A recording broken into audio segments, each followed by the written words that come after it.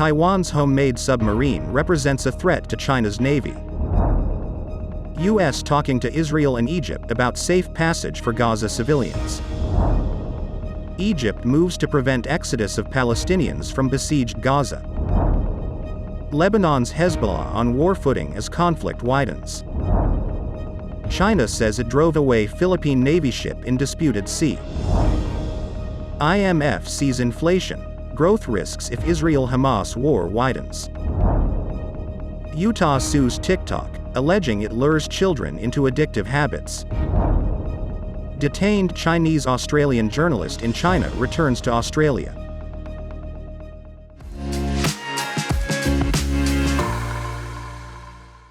Hello, I'm Wade Lee. Thank you for joining us on Funday News. It is Thursday, October 12th, and here are your top stories. A former U.S. Navy submarine commander who is now an adjunct senior fellow at the Center for a New American Security think tank, Tom Shugart, told insiders the inclusion of the Mk-48 is a significant upgrade for Taiwan's first homemade submarine because they can strike with very little warning and they're deliberately designed to break ships in half. Shugart added that armed with this weapon, Taiwan's submarine would represent a new challenge for China. On September 28, Taiwan launched its first locally made, diesel-electric submarine at a shipyard in the southwest city of Kaohsiung. The vessel, English name, Narwhal, Mandarin name, Haikun, is the first sub of the island's indigenous defense submarine program, a top priority in Taipei. Shugart said the vessel's ability to carry a powerful heavyweight torpedo capable of defeating ships and submarines, the U.S.-made Mark 48, or Mk-48, is a real eye-catching feature. U.S. National Security Advisor Jake Sullivan said on Tuesday, the U.S. is talking with Israel and Egypt about the idea of a safe passage for Gaza civilians as Israel strikes the enclave after a deadly Hamas attack over the weekend. Sullivan told reporters at the White House, the details of that are something that are being discussed among the operational agencies, and I don't want to share too much of that publicly at this time. The United Nations said more than 180,000 Palestinians in Gaza have been made homeless. Palestinians in Gaza have lived under an Israeli-led blockade for 16 years, since Hamas seized control of the territory in 2007. They have said that Israeli bombardment has been heavy and feels like a new Nakba, the Arabic word for catastrophe that refers to the 1948 war of Israel's creation that led to their mass dispossession. Gaza's health ministry said at least 900 Palestinians were killed and up to 4,600 wounded in Israeli airstrikes on the blockaded enclave since Saturday. Gaza officials and Egyptian security sources said Egypt is moving to avert a mass exodus from the Gaza Strip into its Sinai Peninsula, as Israeli bombardment halted crossings at the main exit point from the Palestinian enclave on Tuesday. Two Egyptian security sources said Israel's assault on Gaza had caused alarm in Egypt, which has urged Israel to provide safe passage for civilians from the enclave rather than encouraging them to flee southwest towards Sinai. Egyptian President Abdel Fattah al-Sisi said on Tuesday that the escalation in Gaza is highly dangerous, and that Egypt is pursuing a negotiated solution to the violence with regional and international partners. Sisi said in comments reported by state news agency MENA Egypt would not allow the issue to be settled at the expense of others. The only passage for Gazans Rafah border crossing remained shut on Wednesday morning, after Egyptian military planes conducted flights nearby overnight. Sources said Lebanon's Iran-backed Hezbollah is on a war footing, deploying special forces and priming its rockets in preparation for the possibility of war.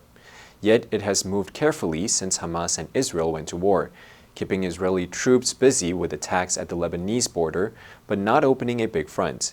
The sources said its move so far has been designed to be limited in scope, preventing a big spillover into Lebanon while keeping Israeli forces occupied in northern Israel.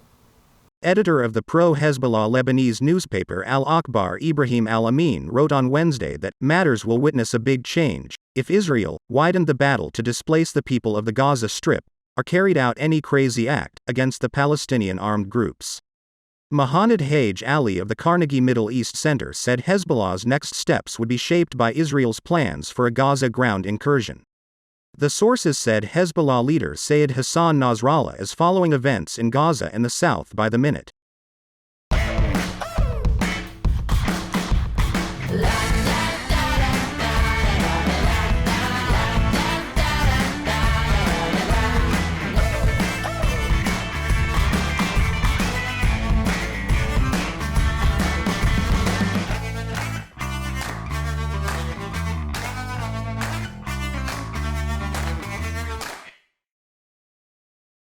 China's Coast Guard on Tuesday said it drove away a Philippines Navy vessel when it entered an area near the disputed Scarborough Shoal in the South China Sea, a claim that Manila denied.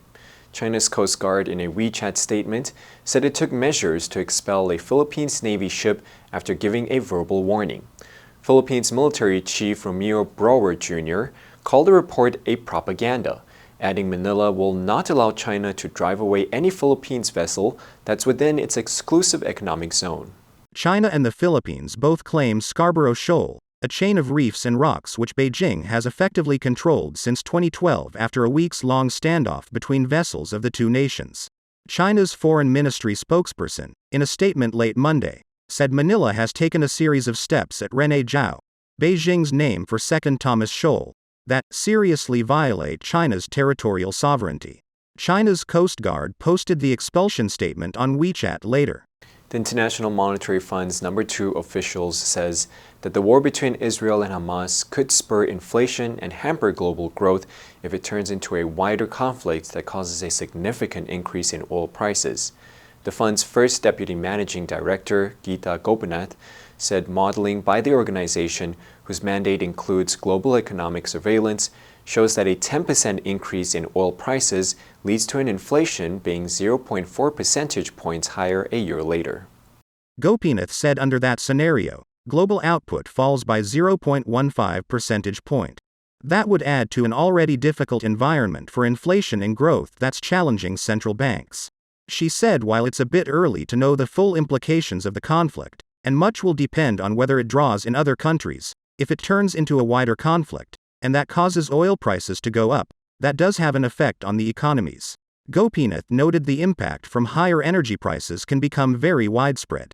On Tuesday, Utah became the latest state to file a lawsuit against TikTok, alleging the company is baiting children into addictive and unhealthy social media habits. Utah claims in the lawsuit TikTok lures children into hours of social media use and misrepresents the app's safety.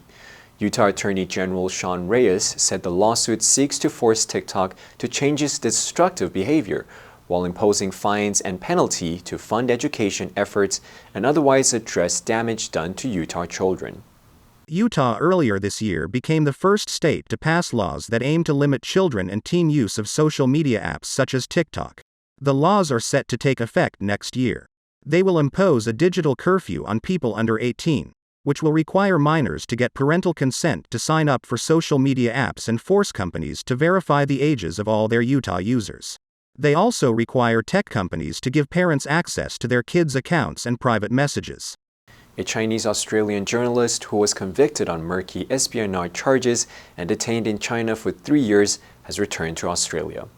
Australian Prime Minister Anthony Albanese said Wednesday Chen Lei, 48, who worked for the International Department of China's state broadcaster, CGTN, has reunited with her 2 children in Melbourne. Her return comes ahead of Albanese's planned visit to Beijing this year. He will become the first Australian Prime Minister to visit the Chinese capital in 7 years. China's Ministry of State Security said that Cheng had been approached by a foreign organization in May 2020 and provided them with state secrets she had obtained on the job in violation of a confidentiality clause signed with her employer. A court in Beijing convicted her of illegally providing state secrets abroad and she was sentenced to 2 years and 11 months. She was deported Wednesday after serving her sentence, presumably because she had already been detained for that long. The answer for yesterday was A, indispensable. His long experience at the United Nations makes him indispensable to the talks. Did you answer correctly? Now let's delve into the news of Egypt moves to prevent exodus of Palestinians. Number 1, avert, 防止避免. We try to avert our thoughts from our massive financial problems. Number 2, exodus, 退出离开. There has been a mass exodus of workers from the villages to the towns. Number 3, enclave, 族群群体. Examine the enclave identity, security version, and product ID. Next, we have a multiple choice question for everyone to practice. Which answer would you choose? You can write your answer in the comment section, and the correct answer will be announced tomorrow. And that's all for today's Funday News. Be sure to tune into Funday News from Monday to Friday, and click the link below to join Funday for free. I'm Wade Lee, your host. I'll see you next time.